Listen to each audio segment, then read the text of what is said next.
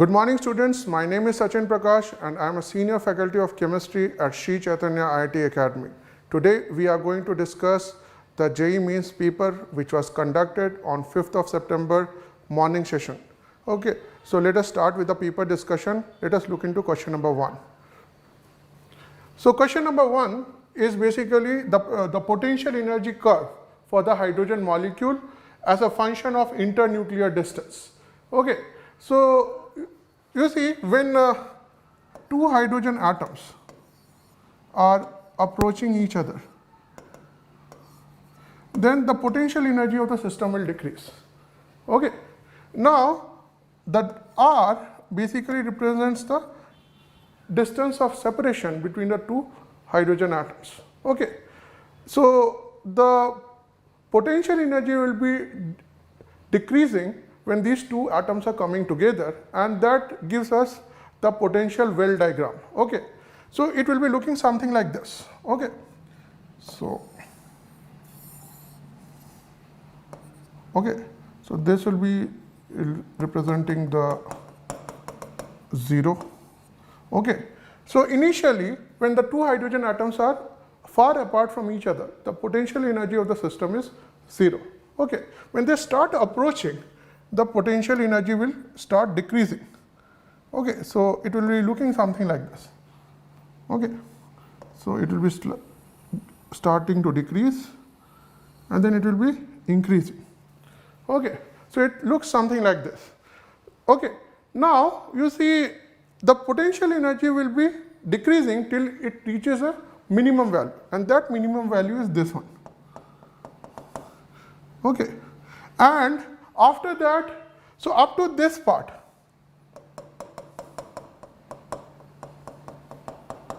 okay, the attractive forces are dominating, and that is why the potential energy is decreasing.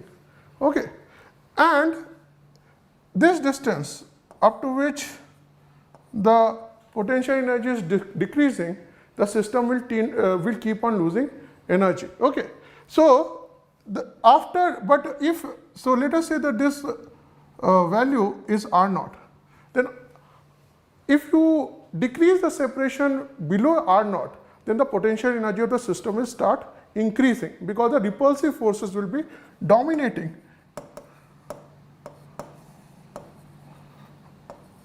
Dominates, okay, in this region. So the distance R0 is an equilibrium distance at which the potential energy of the system will be minimum, and that will be the bond length.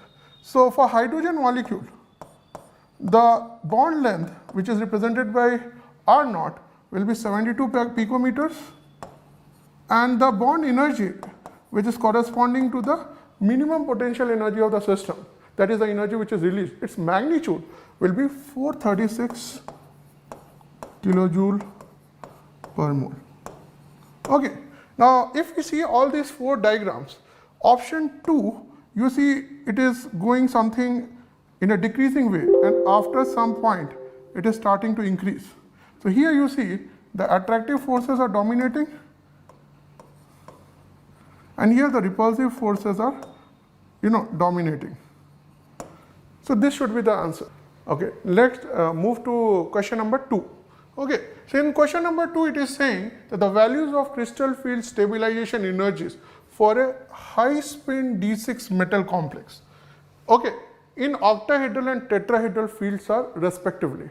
Okay, now you see when you are talking about D6 configuration, this means that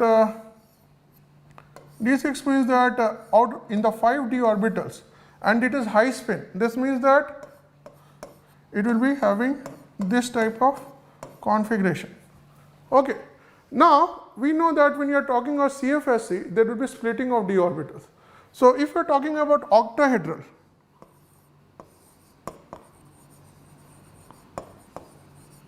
okay, in octahedral the d orbitals will be splitting into EG and T2g levels.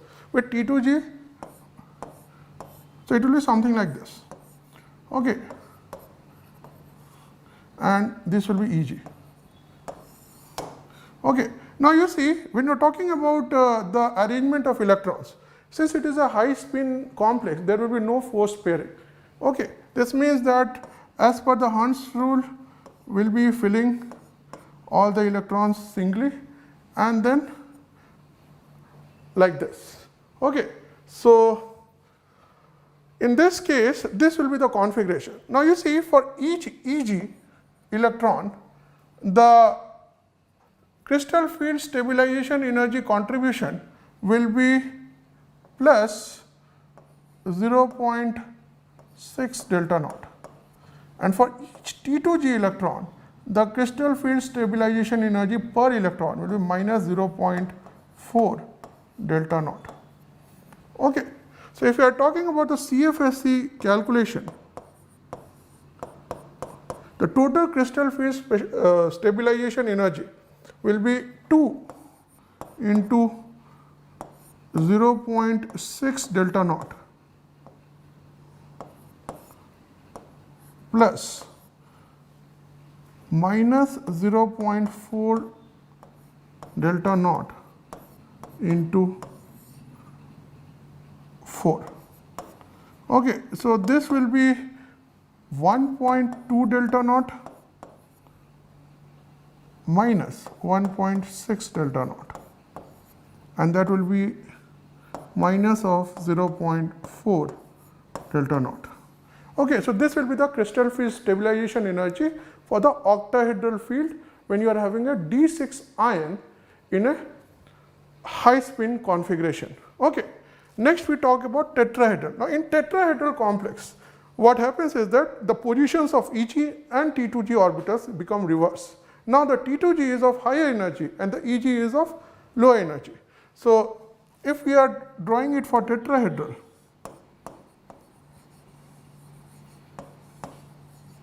okay, then the energy levels will be something like this.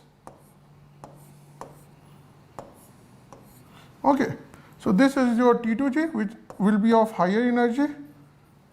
1 minute.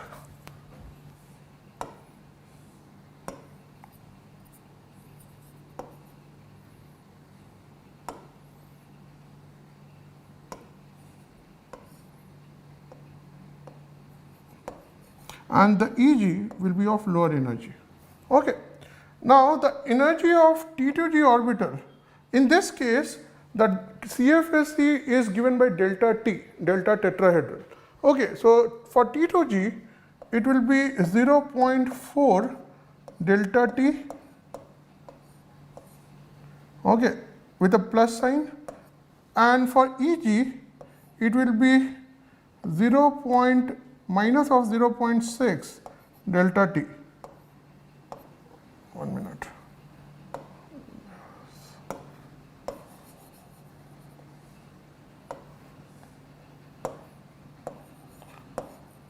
Minus of 0.6 delta T.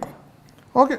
Now, if we are arranging electrons in a tetrahedral arrangement, okay, then we have to follow the Hund's rule. Means first all the orbitals will be singly occupied, and always remember one thing, in tetrahedral arrangement there won't be any, what you say, as low spin complex, there won't be any forced pairing.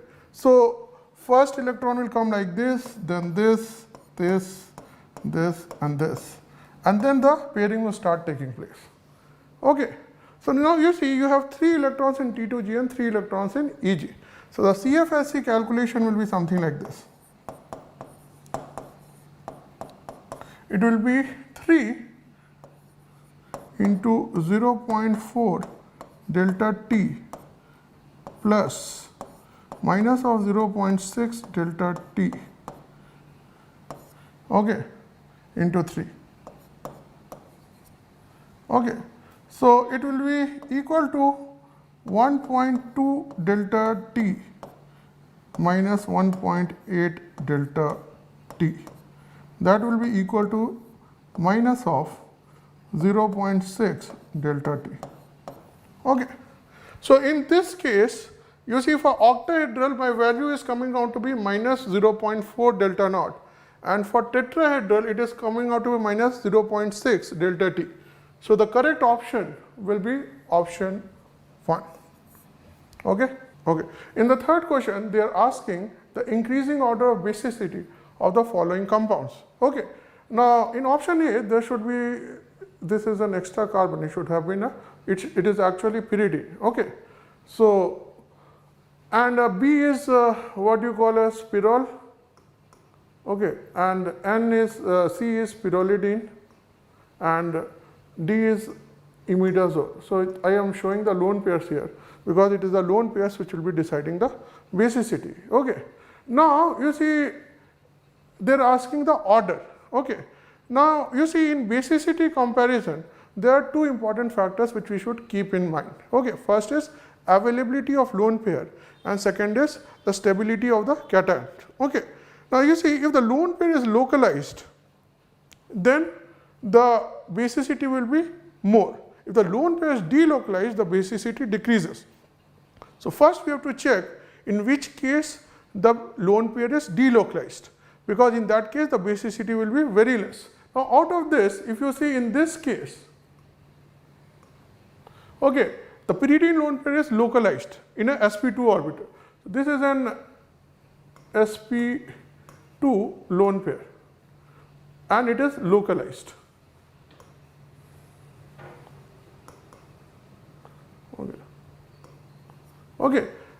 Now, in the case of pyrrole, this lone pair is what we call as delocalized. Okay. So, because you know, delocalization of this lone pair will lead to aromatic stabilization of the molecule. Okay. So, we can easily say that B will be least basic. So, if I am making the order and I am putting 4 places, okay, in case of B, there is an aromatic delocalization. So, lone pair will never be on the nitrogen atom. So, in that case, B will be having the least basicity. Okay. In C, you have a sp3 lone pair which is localized, and in case of D, you are having 2 lone pairs, out of which this lone pair is delocalized, but this lone pair is localized. Okay. So, since we prefer the more basic lone pair for measuring the basicity, okay, this one is a localized lone pair. So, I can safely say that B will be having the least basicity. Now, if we are talking about A, C and D, okay, sp3 lone pair will be more basic than sp2 or sp lone pair.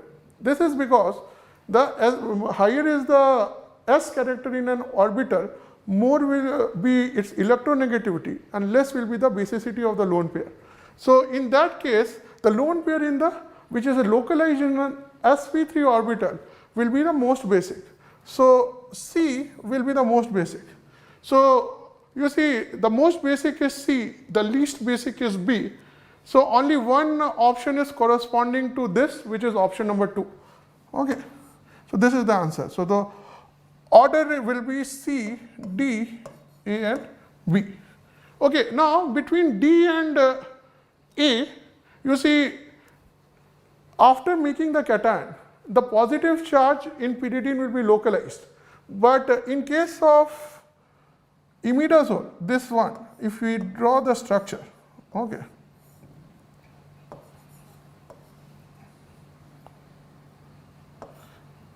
and I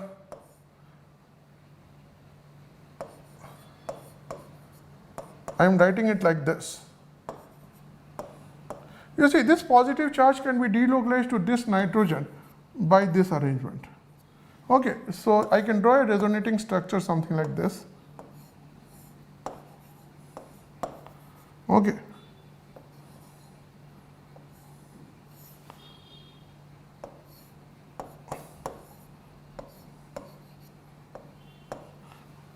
Where the positive charge has now come from this nitrogen to this nitrogen. Okay. So, you see, since the positive charge is delocalized in the cation becomes more stable due to resonance. So, the cation of D will be more stable. So, D will be consequently more basic than A. So, this is the order C, D, A and B. Okay. So, let us move to the next question. in question number 4, they are asking the most appropriate reagent for conversion of C2H5Cn into C2H5CH2NH2. Okay, so basically the nature of the conversion is something like this. RC triple bond N is reduced to RCH2 NH2. Now when you are talking about the reducing power of this reagent, you see LiAlH4 is the strongest reducing agent among all these 4. Okay, so LiAlH4 will be the most suitable reagent for carrying out this conversion. In fact, if you are talking about the power of reduction of these reagents, LiAlH4 is most powerful, followed by NaBH4, then NaBH3Cn, and last one will be CaH2. Okay, so the most appropriate reagent for this conversion will be LiAlH4. Okay, next question will be question number 5. Okay, now in question number 5, they are considering an equilibrium reaction where N2O4 is giving 2NO2 and delta H is positive. This means that this is an endothermic reaction in forward direction. Okay, so the forward direction is endothermic, so the backward direction will be exothermic. Okay, so for each of the following cases, the direction in which the equilibrium shifts, okay, when A, temperature is decreased, and B, pressure is increased by adding N2 at constant temperature. Okay, so let us do it one by one. First we look into the condition A, which is saying that temperature is decreased. So you see, this is a question of chemical equilibrium, which is under the Le-Chatelier principle topic. Okay, so as per that concept, as temperature increases, the equilibrium shifts in the direction of endothermic reaction, and as temperature decreases, equilibrium shifts in the direction of exothermic reaction. Okay, so you see here we are decreasing the temperature, so the reaction will shift in the direction of exothermic reaction. Now if it is shifting in the direction of exothermic reaction, you see the forward direction is endothermic, so the backward direction will be exothermic. If it is going towards backward direction, then it is going towards your reactants. So if we are decreasing temperature, then it is moving towards the backward, which is towards reactants. So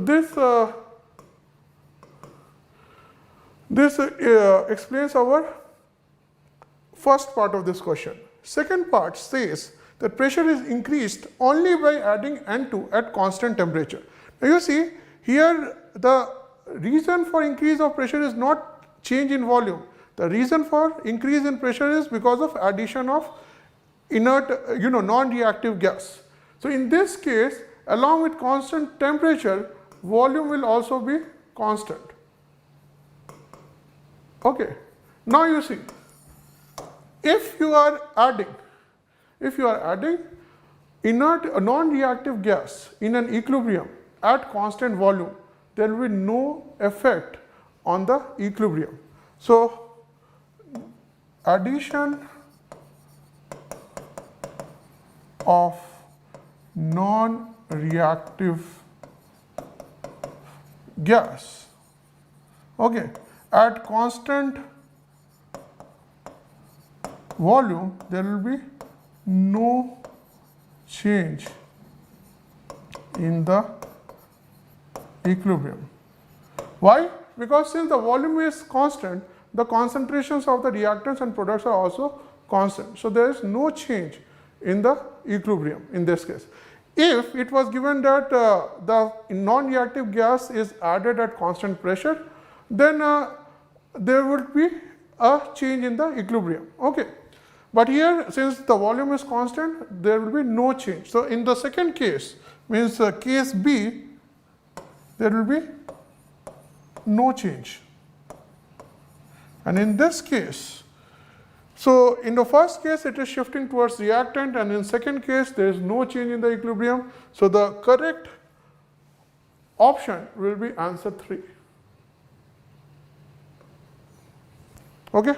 So let's move to the next question, question number 6. The question number 6 says that identify the correct molecular picture which shows what happens at critical micelle concentration of an aqueous solution of a surfactant, okay, under these configuration. Now this is a question of surface chemistry under associated colloids. Okay. So here the 4 configurations are given, and we have to choose which of the configuration corresponds to the CMC formation, micelle formation. Okay. Now see, micelle formation, there are 2 requirements, temperature as well as the critical micelle concentration requirements. Now when micelle formation is taking place, okay, there will be some cluster of surfactant molecules which will be together. Okay, so you see this, the cluster will be something like this. Okay, it will be, if I am drawing a micelle cluster,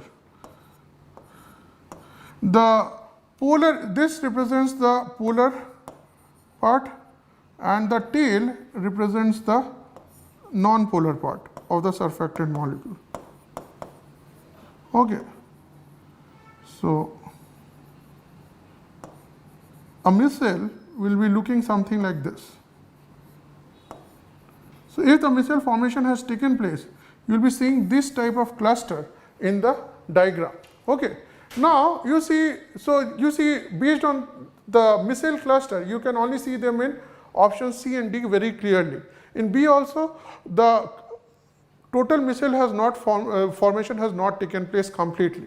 So answer will be either C or D. The second point which is important is the orientation of the molecules on the surface. Now you see, this is the surfactant molecule. Okay, this is the polar part and this is the non-polar part. Now you see, the non-polar part, okay, does not like the solvent molecules. Okay, it avoids the polar molecule. So it will always try to be away from the polar solvent molecules. This means that this should be pointing away from the water molecules, means this should be up. In option D, the non-polar part is facing away from the solvent molecules. So the correct answer should be this one. So D corresponds to option number 2. So that is the correct answer. So this concludes our question number 6. Question number 7. Okay, which of the following is not an essential amino acid? Now you see, the answer for this will be tyrosine. It is a fact-based question which you know. So now how to remember this is a very, you know, like a complicated thing for a lot of students. So I will be giving you a simple mnemonic to remember it. So you see, there is a phrase known as something like that. Private Tim Hall. Okay. Always argues, never tires. Okay, Private Tim Hall never argues, always argues, never tires. Okay, now this mnemonic will give you all the 10 amino acids along with which one it is representing. So you see, P stands for phenylalanine.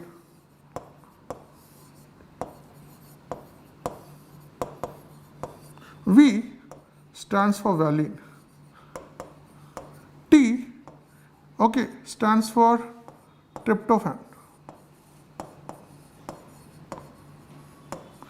This T stands for threonine.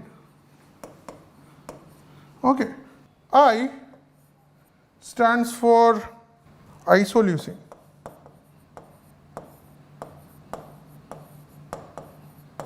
And stands for methionine. Okay. H stands for histidine.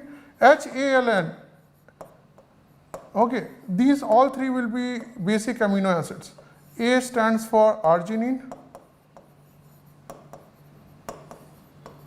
L stands for lysine.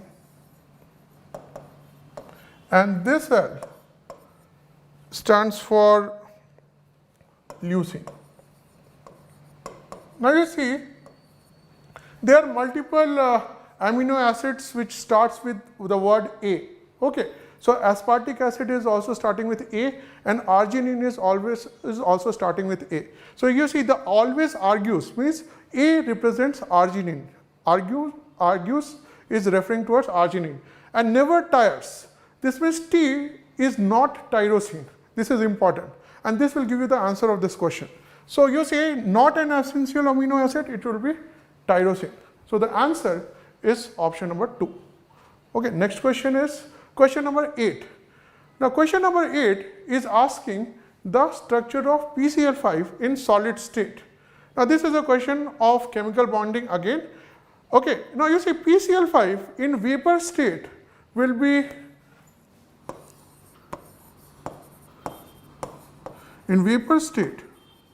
PCl5 will be existing as a trigonal bipyramidal geometry. So it will be something like this. But you see, in solid state, it will be existing in the form of ions which are having uniform hybridization. You see, PCl5 is sp3 dehybridization, which is a non-uniform hybridization. Why? Because it is having two different types of positions, the axial and the equatorial. And we all know that the axial bonds are longer, equatorial bonds are shorter. Okay, so that is why PCl5 is in vapor state is sp3d, which is a non-uniform hybridization. But when it is in solid state, it prefers to be in terms of those ions which are carrying a uniform hybridization. Okay, so in solid state, PCl5 exists in the form of cation, which is PCl4 plus, and anion, which is PCl6 minus. Okay, so if you are drawing a PCl4 plus cation, it will be looking something like this. It will be having a tetrahedral geometry. So in tetrahedral geometry, all the bonds are of equal bond length. So it's a uniform hybridization. Okay, and in PCl6 minus, it is having a octahedral geometry with a sp3d2 hybridization. Okay, so again this is all positions are equivalent, it is a uniform hybridization. So you see, based on these two structure of the ions, we can confidently say that the answer of option 8 will be of question number 8 will be option 4, which is tetrahedral and octahedral. Okay, the only thing here it should be PCl6 minus and this is plus. So answer is option 4. Okay, so this is question number 8. Next is question number 9.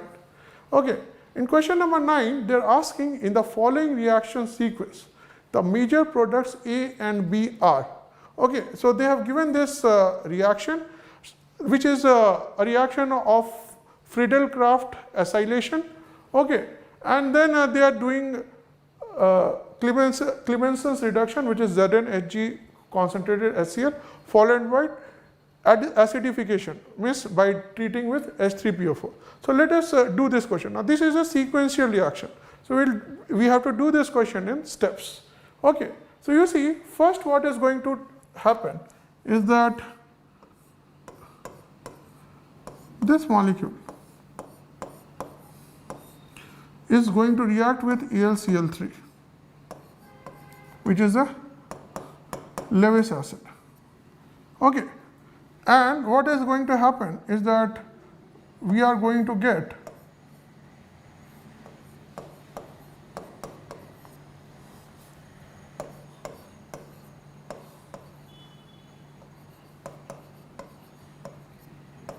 OAlCl3 minus.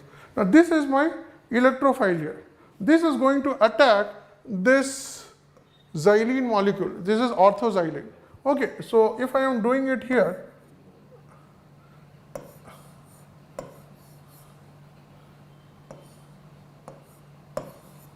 then this positive charge is going to attack one of the positions, which is para with respect to the CH3 group.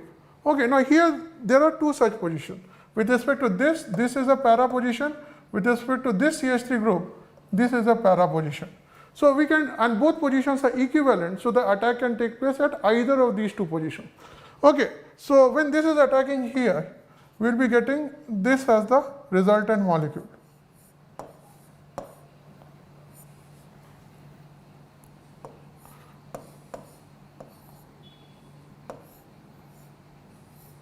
Okay.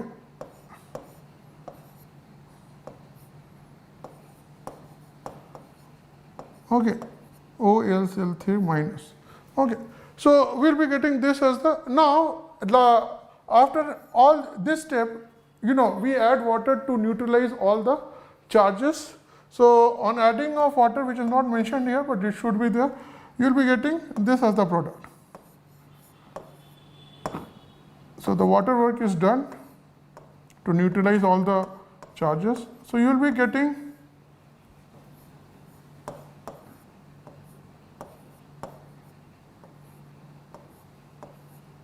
okay, COH like this. Now you see this is your product A. Okay, now what we are doing is that we are doing Clemenson's reduction, which is zinc amalgam and concentrated HCl.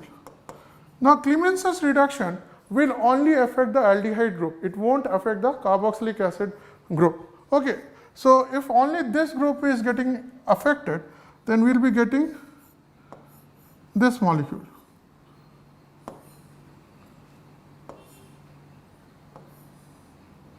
This will get converted into CH2. So I am directly writing it like this. Okay.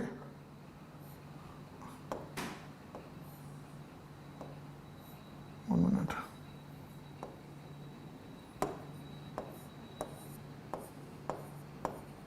Okay. So after Clemenson's reduction, I will be getting this molecule. Now when you are using H3PO4, H3PO4 is basically a source of H+. So this H+ is going to, you know, protonate the carbonyl group. So what I will be getting will be another electrophile.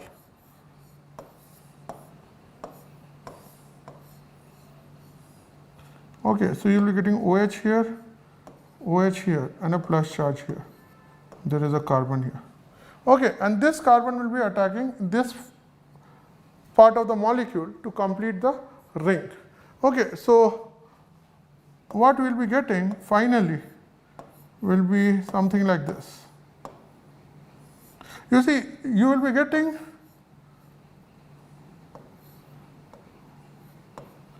two OH groups on the same carbon, which will dehydrate to give the carbonyl group. So ultimately the molecule B will be something like this. Okay, so you see our four options. This is my option A, which is having a COH group and a C double bond O group, and in option B I am only having a complete ring with a C double bond O group. Okay, so my correct option is option number 4. Okay, based on this. Okay, okay. In question number 10, my question is a diatomic molecule X2 has a BCC structure with a cell edge of 300 picometers. The density of the molecule is 6.17 gram per cc, and they are asking the number of molecules which will be present in 200 grams of X2. Okay, now you see here this is a question of solid state where the density equation has to be used. Now you see, you know that the BCC structure is given, so the average number of molecules per unit cell will be 2. Okay, so let me just write the density equation. The density equation rho is given as Z into MW by Na into A cube, where A is the edge of the unit cell. Okay, now you see in this equation rho is given to us for BCC unit cell. The value of Z, which is the average number of unit molecules in a unit cell, that is equal to 2. Okay, and Na is the Avogadro's number, and A is given to be 300 picometers. So the value of A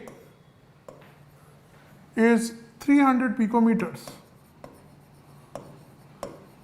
Okay, which is 3 into 10 to the power minus 8 centimeter. Okay. Now we have to use these values in this density equation. So let us write it. Okay, Z is 2 into MW is something which we need to find out by Na. Na is 6 into 10 to the power 23 into A. The value of A is 3 into 10 to the power minus 8 to the power 3. Okay. Now you see when we are solving it, the value of rho is given to be 6.17. So I can write 6.17, okay, is equal to 2 into MW by 6 into 10 to the power 23, and this will be 10 to the power minus 8 to the power 3 will be 10 to the power minus 24. So 10 to the power minus 24 into 10 to the power 23 will be 10 to the power minus 1. So I will be writing 10 to the power minus 1 into 3 whole cube, which is 27. Okay, now you see this will cancel out like 3 times. Okay, and 27 into 3 will be equal to 81 into 10 to the power minus 1 will be 8.1. So I can write that molar mass will be equal to 6.17 into 8.1. This will be close to 50. So you see the molar mass of X2 molecule is 50 grams. So number of moles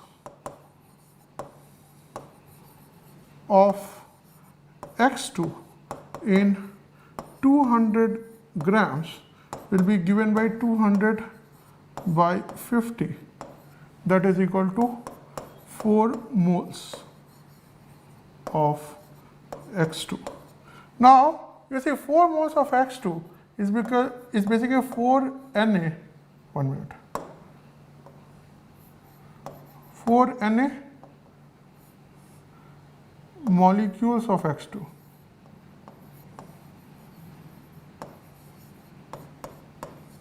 Okay, so this is the final answer. The answer will be option 4, which is 4 Na. Okay. Next, we are going to question number 11. Question number 11 says that the condition that indicates a polluted environment is, there are 4 options given for this question. Option 1 is the pH of rainwater to be 5.6. Second, eutrophication.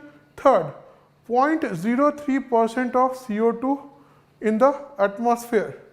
And fourth, BOD value of 5 ppm. Now you see, we have to, this is a question of environmental chemistry, and we have to analyze each options one by one. Okay, so question number, option 1, pH of rainwater to be 5.6. That is a correct option. Why? Because you see the rainwater is slightly acidic due to the presence of CO2, which is an acidic oxide. Okay, so the pH of natural rainwater is 5.6. Okay, option 2, eutrophication. Now, this is a correct answer. Why? Because you see, eutrophication is basically excessive growth of algae and algal blooms when the water is having very high concentration of nutrients. Now that is happening because of excessive use of fertilizers, okay, which are causing very excess concentration of nitrates and phosphates in water, which is promoting the growth of algae. Okay, so you must have seen that ponds which are covered with green colored plants. Okay, that is eutrophication. And you see, due to eutrophication, what happens is that the dissolved oxygen content will be decreasing as the what you say as the outer oxygen is not able to enter the water. Okay. So in that case, less dissolved oxygen will be available for marine life and they will be dying. So that indicates a polluted environment. So the correct answer should be option 2 only. Okay, but you say let us analyze the other two options also. 0.03% of CO2 in the atmosphere, that is the correct option, because in a regular air your proportion of CO2 is 0.03% only. Option 4, BO2 value of 5 ppm. A water sample is assumed to be a clean sample if the BO2 value is less than or equal to 5 ppm. If it is for a polluted water sample, the BOD value will be something greater than 17 ppm. Okay, so this, if it is 5 ppm, this means that my water sample is a clean sample. So after analyzing all the 4 options, the correct option is still option 2 only. Okay, so next is question number 12. Question number 12 says that the difference between the radii of third and fourth orbits of Li2 plus is delta R1. The difference between the radii of third and fourth orbits of He plus is delta R2. Okay, then what will be the ratio of delta R1 to delta R2? Now this is a question which is related to Bohr's model of atomic structure. Okay, so let us do this question. You see, in Bohr's model, the radius of the nth orbit is given by A naught n squared by z, where z represents the atomic number of the ion and A naught is equal to 0.53 angstrom, which represents the radius of ground state orbit of hydrogen atom. Okay, and this value is like 0.53 angstrom. Now here we have to calculate delta R1 and delta R2 for the given ion. So let us first write for Li2 plus. Now for Li2 plus, the value of Z will be equal to 3. Okay, and delta R1 is basically R4 minus R3. Okay, so that will be equal to A naught by Z value for Li2 plus will be 3. R4 will be n is equal to 4. This means it will be 4 square minus 3 square. Okay, so that will be equal to 7 A naught by 3. When I am talking about Li2 plus, He plus, for He plus, the value of Z will be equal to 2. Okay, so if you are calculating delta R in this case, it will be again R4 by minus R3, but the value of Z will be changing here. So it will be equal to 2 here. So it will be A naught by 2 into 4 square minus 3 square. Okay, so this will be equal to 7 A naught by 2. Now you see we have calculated delta R1 as well as delta R2. Okay, we don't need to put the value of A naught because they are asking the ratio. So delta R1 by delta R2 will be equal to 7 A naught by 3 by 7 A naught by 2. Okay, so this will come out to be 2:3. So you see the correct answer among all these 4 options will be option 3. Okay, pause. Next is question number 13. Now in question number 13, it is asking which of the following derivatives of alcohols is unstable in an aqueous base. Okay, now when we are talking aqueous base, this means we are talking about a solution which is containing an OH minus ion. So basically we have to check which of the following compound will actually react with a base or OH minus. Then it will be unstable in aqueous solution. Now for this question, the answer will be option 3 because it is an ester. Okay, so you see esters have a tendency to undergo hydrolysis in aqueous solution. So let me write the equation first. Okay, you see suppose I am having CH3, C double bond O and OR. Okay, and I am putting it in aqueous solution. What will happen that this will attack here and this will go out. So I will be getting CH3, C double bond O, OH plus RO minus. And then the RO minus will take this proton because carboxylic acid is an acid, and you will be finally getting CH3, C double bond O minus plus ROH. Okay, so if you see, in this case the ester is reacting with the base in an alkaline medium, so it won't be stable in the alkaline medium. Okay, so in this case the correct option will be option 3. Okay, next question is question number 14. In the 6th period, the orbitals that are filled are. Now this is a question related to periodic table. Okay, now you see, in periodic table the concept is that each period start with s orbital and ends with p orbital. Okay, so if I am talking about first period, okay, the first period will be starting with 1s and it is ending with 1s because there is no p orbital for n is equal to 1. But you see, suppose we are talking about second period, it will be starting with 2s and it will be ending with 2p. Okay, similarly third period, it will be starting with 3s and ending with 3p. Okay, now if we are talking about the 6th period, it will be starting with 6s and it will be ending with 6p. Between 6s and 6p, as per the Aufbauer's principle, 2 more orbitals will come. That will be the 4f and 5d. Okay, so if we look into the option, okay, the correct option which is representing this sequence of orbitals is option number 4. So the answer is option number 4. Okay, after this question, next question is question number 15. Okay, now in question number 15, the question is, a flask contains a mixture of 2 compounds A and B. Both compounds decompose by first order kinetics and their half-lives are 300 seconds and 180 seconds respectively. If the concentrations of A and B are equal initially and the time required for the concentration of A to be 4 times the concentration of B will be. Okay, so they are asking what will be the time in which A becomes 4 times the concentration of B. Now you see, my equations are something like A is giving products and B is also giving products, and in both cases the concentrations are changing as per the first order kinetics. Now I see, if the first order kinetic equation is always A is equal to A naught e to the power minus kT.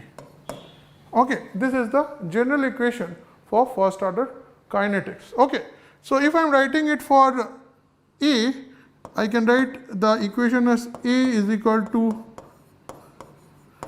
A naught e to the power minus, I have to mention Ka into T, and B will be varying as per B naught e to the power minus Kb into T.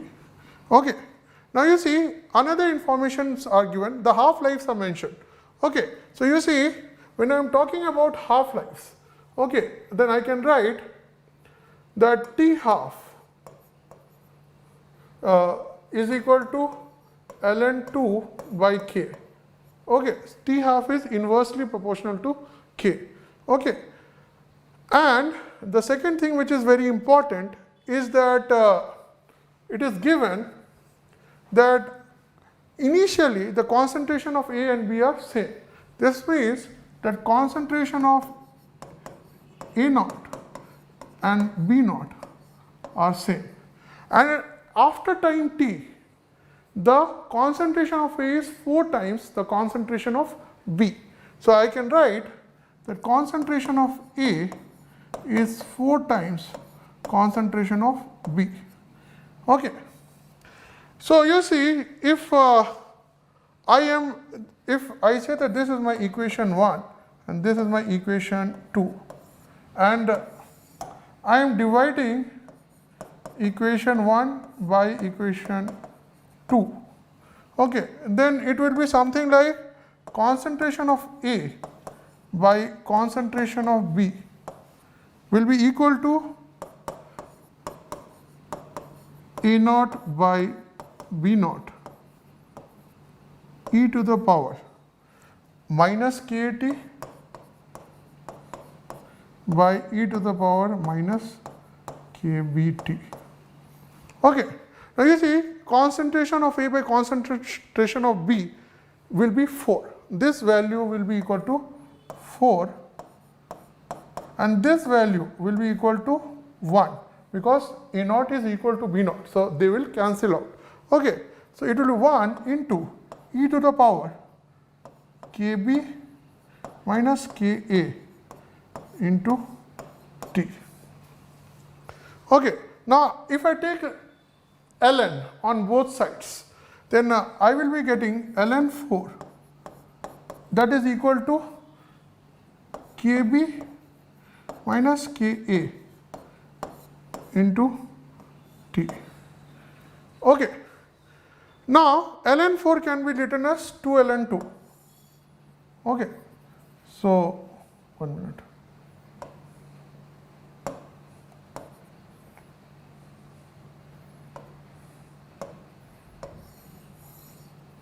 Okay. So ln 4 can be written as 2 ln 2. Okay. And you see T half is equal to ln 2 by K. So I can write K is equal to ln 2 by T half. So if I am writing it like this, then KB can be written as ln 2 by T half of B minus ln 2 by T half of A, and this into T.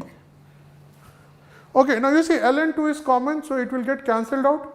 Okay, so I can write 2 is equal to 1 by T half of B minus 1 by T half of A into T.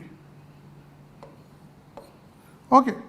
Now you see, I am shifting this whole calculation this side. If I put the value of T half of B, now T half of B is 180 seconds and T half of A is given to be 300 seconds.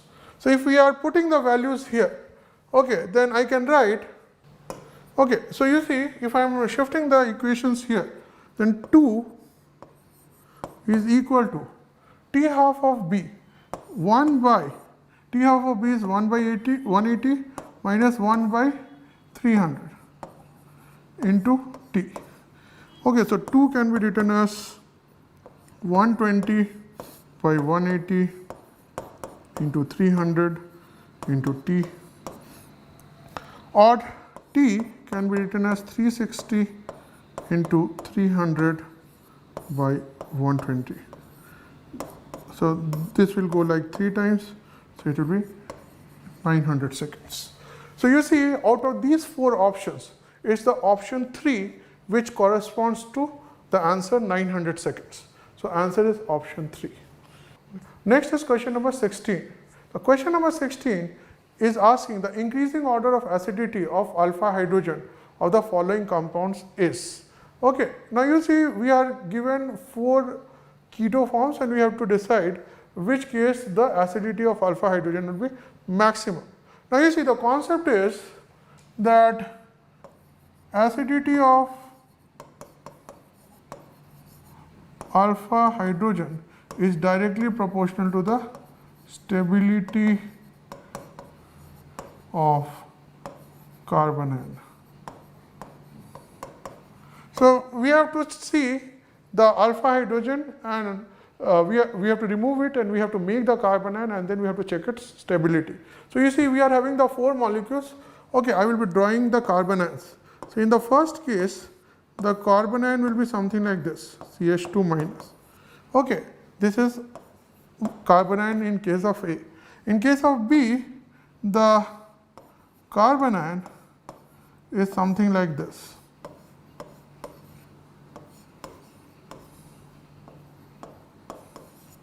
Okay, in case of C, the carbanion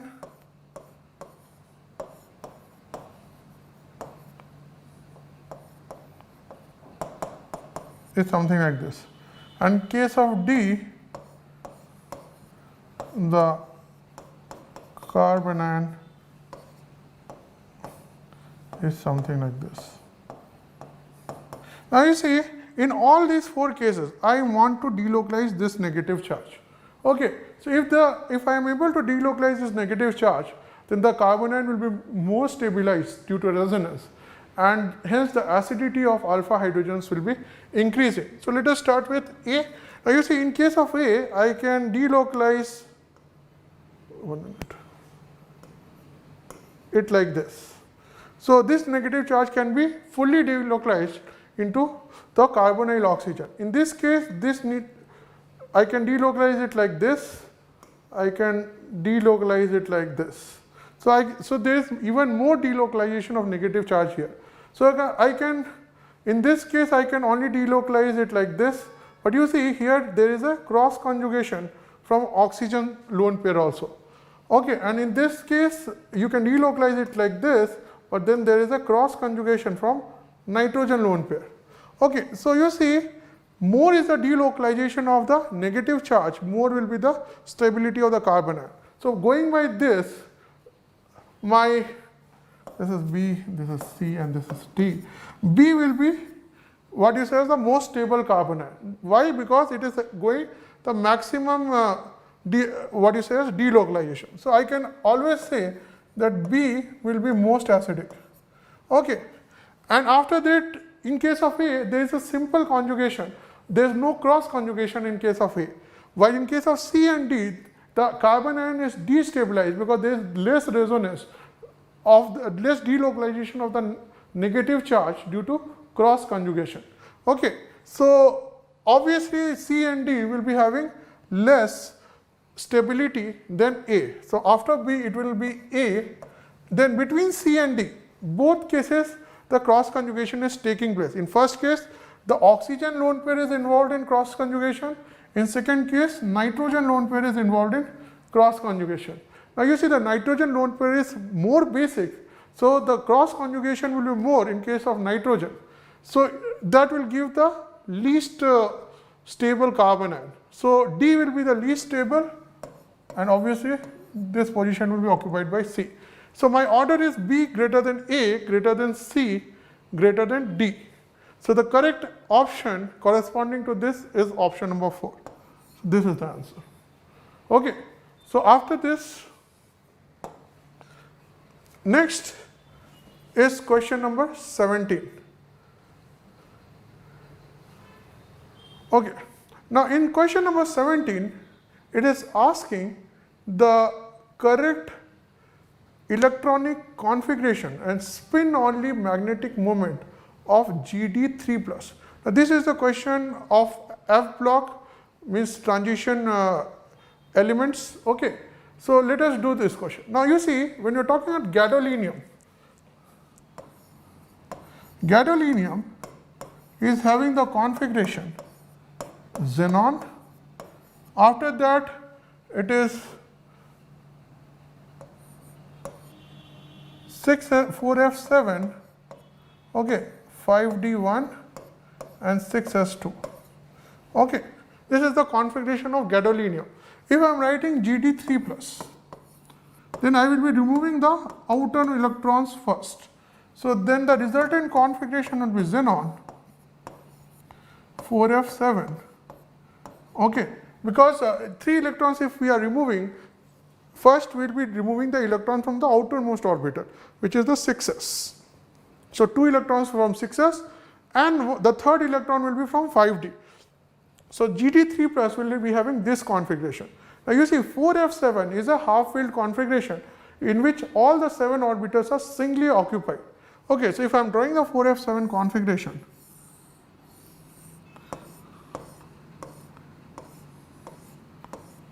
1, 2, 3, 4, 7, 2, 3, 4, 5, 6.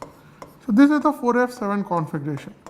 Okay, and xenon in the xenon core, all the electrons will be paired. So you see GT3 plus will have 7 unpaired electrons. Okay, so the value of unpaired electrons is 7. So the spin only magnetic moment is given by this formula n into n plus 2. So it will be under root of 7 into 9, and that will be equal to root of 63. Now root of 63 will be something less than 8, so it will be 7.9. So you see, out of these 4 options, okay, the configuration, the correct configuration is xenon 4f7, okay, and the correct magnetic moment is 7.9. So option 3 corresponds to the correct option. So this is question number 17. Next is question number 18. Now in question number 18, it is a question of related to thermodynamics of metallurgy, okay, which is in which we study about Ellingham diagrams. So the question is, an Ellingham diagram provides information about, there are 4 options given for that. Option 1, the temperature dependence of the standard gives free energy of formation of some metal oxides. Second, the condition of pH and potential under which a species is thermodynamically stable. Third, the pressure dependence of standard electrode potentials of reduction reactions involved in extraction of metals. And fourth, it is given that the kinetics of reduction process. Now you see, first of all, Ellingham diagram concerns with thermodynamics of reduction process. So option 4 cannot be correct. The correct answer will be option number 1. Ellingham diagram basically is a plot between delta G naught formation of metal oxide, okay, versus temperature, and it is, this delta G naught is for 1 mole of oxygen. Okay, this delta G naught value is calculated for 1 mole of oxygen. Okay, so you see, my metal oxide formation reaction will be something like M plus O2 giving MO2. So the delta G naught for the Gibbs free energy change for this reaction will be representing the delta G naught formation of the metal oxide. Okay, and the plot of this versus temperature will give us the Ellingham diagram. So the correct option will be option number 1. Okay, so this brings to question number 19. Okay, now question number 19 says that the equation that represents the water gas shift reaction is which of the following. Now this is a fact based question, okay, which is related to preparation of hydrogen gas. Now you see, for the commercial or the industrial preparation of hydrogen gas, we use the water gas shift reaction. So the water gas shift reaction is basically CO plus H2O gives CO2 plus H2. So you see, in this reaction, hydrogen gas is produced in commercial quantities. Okay, so you see, this is an improvement over the previous reaction, which was basically when steam is passed over red hot coke. Okay, so C plus so this is your water gas shift reaction. So the correct answer is option A. Okay, so this is question number 19. Next is question number 20. If a person is suffering from deficiency of noradrenaline, what kind of drug should be suggested? Now, this is a question from chemistry in everyday life under the drugs and medicine section. Okay, now you see, noradrenaline is a neurotransmitter.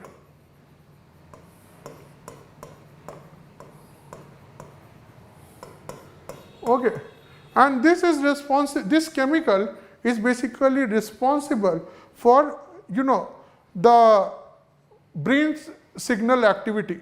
So if this substance is deficient in human body, this means that the brain signal activity will be very less, and the person, if the brain signal activity is less, this means that the central nervous system is depressed, and so the overall person will be suffering from mild depression symptoms if there is a deficiency of noradrenaline. So in order to treat this condition, we should be giving that person antidepressant like Prozac or Zoloft, these type of medicines. So the correct answer for this question will be option 1. We should be giving them antidepressant. So this is question number 20. Next is question number 21. Is asking the minimum number of moles of O2 required for complete combustion of 1 mole of propane and 2 moles of butane is. Now this is a question of eudometry. Okay, so let us we have to write the equations for combustion of propane and butane. So let us write it. Okay, so propane is C3H8 plus O2, and you will be getting CO2 plus H2O. When you are balancing it, there are 8 hydrogens, so 4 H2O, 3 carbons, so 3 CO2. Now total number of oxygen atoms will be 6 plus 4, 10, so it will be 5 O2 here. Okay, so if you are using 1 mole of propane, then it will be reacting with 5 mole of oxygen. Okay, now next we have to write it for butane also. C4H10 plus O2 giving 4 CO2 plus 5 H2O. So you see total number of oxygen atoms is 13. So here we will be putting 6.5 O2. Now here we are using 2 moles of butane. Now 2 moles of butane, 1 mole is reacting with 6.5 moles of O2. So 2 moles of butane will react with 13 moles of O2.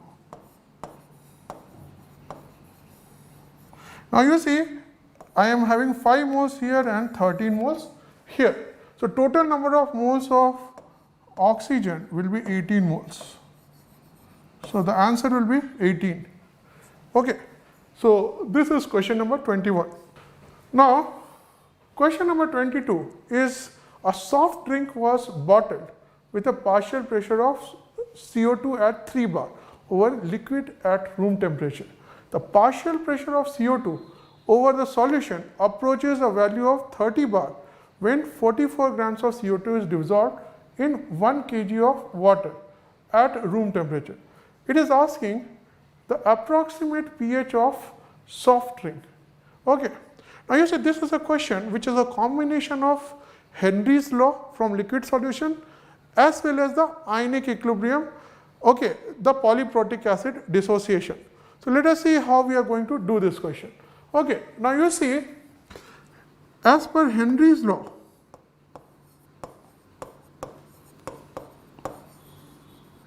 okay, weight of gas which is dissolved in a given quantity of aqueous solution is directly proportional to the pressure of the gas above the solution. So suppose I am having this as aqueous solution, okay, and I am having like CO2 gas here.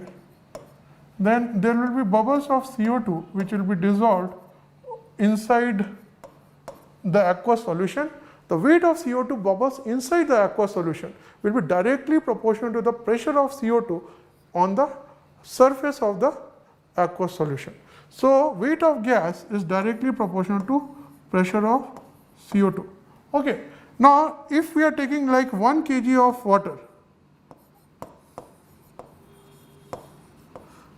okay, I can write Wg1 by Wg2. That will be equal to pressure of CO2 in first case by pressure of CO2 in second case.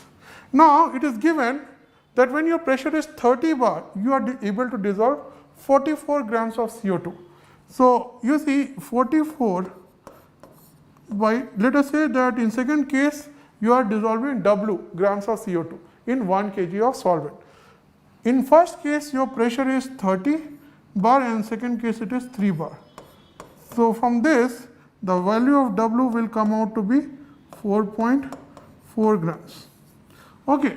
So you see, if I am talking about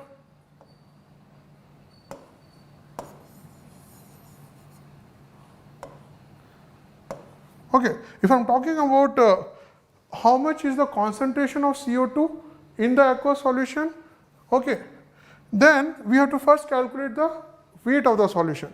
Now the weight of the solution, see 1 kg of water means 1000 grams of water plus you are having 4.4 grams of CO2. Okay. So the total weight of the solution will be weight of solvent plus weight of CO2, that is 1004.4 grams. Okay. Now you see, if we are talking about the density of the solution, density is given to be 1 gram per ml. So volume of the solution will be 1004.4 ml or 1.0044 liter. So you see, if I am talking about the concentration of CO2, that will be also equal to concentration of H2CO3, okay, and that will be equal to number of moles by volume in liters. Okay, so if I am talking about number of moles of CO2, now you see 4.4 grams of CO2, that will be representing 0.1 moles of CO2. Okay, we have to just divide it by its molar mass, which is 44. Okay, so the concentration of CO2 will be also the concentration of H2CO3, and that will be 0.1 by volume is 1.0044. So that will be close to 0.1 molar only. Okay, now we know the concentration of the acid H2CO3. Now in aqueous solution, H2CO3 will be dissociating as per this equation. H2CO3 is giving H plus HCO3 minus. And the acid dissociation constant for this step is K. Now you see, it is a polyprotic acid, but you see they have only given the first dissociation constant, which is very correct, because the rule is that in a polyprotic acid dissociation, the H plus concentration is always decided by the first step itself. The contribution of other steps towards H plus concentration is negligible. Okay. So if we are only considering the first step contribution, then the concentration of H plus, we can directly use the formula under root of Ka1 into C. So Ka1 will be 4 into 10 to the power minus 7 into 0.1. So this will come out to be 2 into 10 to the power minus 4. So pH will come out to be 4 minus log 2, it will be 3.7 or 37 into 10 to the power minus 1. So the correct answer here will be 37. Okay, so this is the whole solution to this question. Okay, so this is question number 22. Next is question number 23. Question number 23 is asking the number of chiral carbons present in peptide isoleucine, arginine, proline. Okay, now you see, a polypeptide bond will be something like having this CONH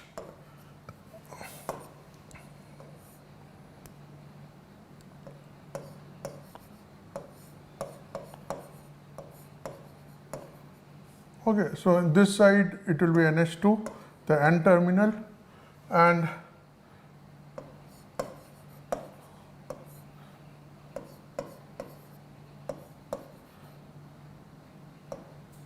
one minute, and this will be So 1, 2, and this will be COH. 1 minute.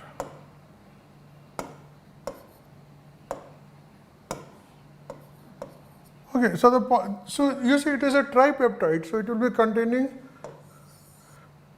2 peptide bonds. Okay, now you see the chirality will be only due to the will not be due to the peptide bonds. It will be because of this part of the molecule. Okay, so we have to check these 3 centers in order to see the number of chiral centers. So you see, when you're talking about isoleucine, its structure will be something like this.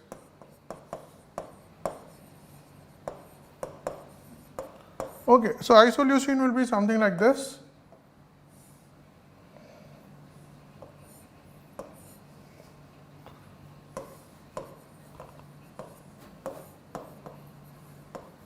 Okay, so you say this is containing 2 chiral centers.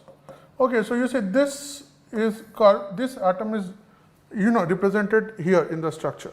Okay, so the COH will be forming the peptide bond with the arginine here.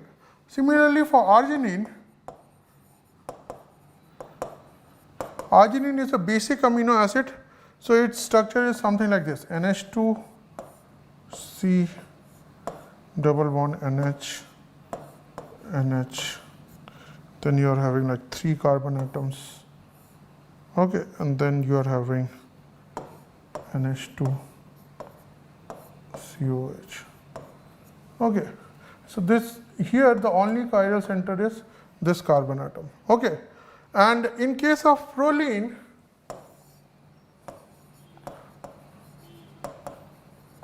is basically a 5-membered ring.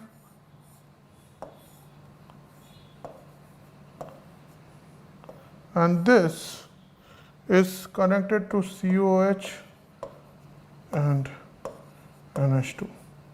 So now when you are talking about the chiral carbon atoms, I have denoted them by stars. You see, in case of isoleucine, this carbon and this carbon, there are 2 chiral carbon centers. Okay, in case of arginine, there is only 1 chiral carbon center, which is here. And in case of proline, again there is only 1 chiral carbon center, which is this. So the total number of chiral carbon in this tripeptide will be equal to 4, and that is the answer. Okay, so this brings to question number 24. An oxidation reduction reaction in which 3 electrons are transferred has a delta G naught value of 17.37 kilojoule per mole at 25 degrees centigrade. The value of E naught cell is, now this is a question of electrochemistry, basically related to the thermodynamic part of the electrochemistry. So you see, we can write delta G naught is equal to minus of NF E naught. Okay, E naught cell. So I can write E naught cell is equal to minus of delta G naught by N into F. Okay, now you see the values are given to us. Delta G naught value is 17.37 kilojoule per mole inverse. You see, delta G naught is 17.37 kilojoule per mole, and the value of F is given to be 96,500. So we have to put these 2 values here. So if I am putting, we have to convert kilojoule into joules. So it will be 17.37 into 10 to the power 3 with a negative sign by N is given to be 3 into 96,500. Okay, so if you do the calculation, it will come out to be minus of 0.06, and this I can write it as minus 6 into 10 to the power minus 2. So you see here it should be, the answer should be minus 6. So the correct answer for this question is minus 6. Okay, so this is the calculation. It is a very simple calculation here. Okay, so next is the last question of this paper, which is question number 25. The total number of coordination sites in ethylene diamine tetraacetate, EDTA4-. Now, you see, this is a ligand which is used for trapping calcium 2+ and magnesium 2+ ions in aqueous solution. Okay, so you know it is used for removal, quantitative estimation of hardness of water. So let us look, it's a hexadentate ligand. Okay. 1 minute. EDTA4- is a hexadentate ligand. So its denticity will be 6. So the number of coordination sites in ethylene diamine tetraacetate should be 6.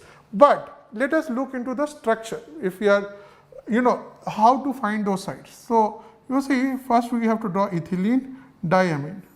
So you see, this is N and this is ethylene diamine. Now you see, this nitrogen will be having a lone pair, which is a site. This is a lone pair, which is a site, donor site. Then tetraacetate is CH2, C double bond O, O minus. Okay, then CH2, C double bond O, O minus. Okay, here also CH. Tetraacetate means there will be like 4 acetate groups. Okay.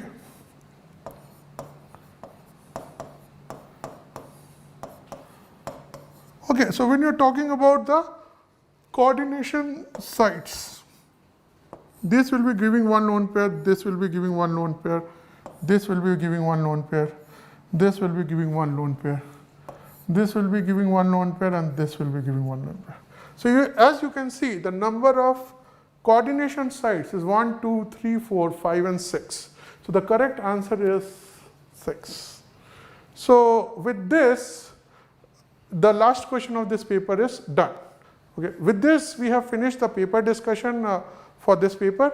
Okay, now just like every year, this time also Sri Chaitanya IIT Academy has students have done excellent in this JEE Mains phase. We have more than 50 students getting 100 percentiles in physics, chemistry and maths individually, and overall result is also very good this time. Okay. Now we are going to start some new batches for +1, +2, as well as the long term for the long term students. And for the details, you should contact the nearest Chaitanya branch. And please do not delay, because the time is very important. Okay, with this I am ending the paper discussion. Thank you.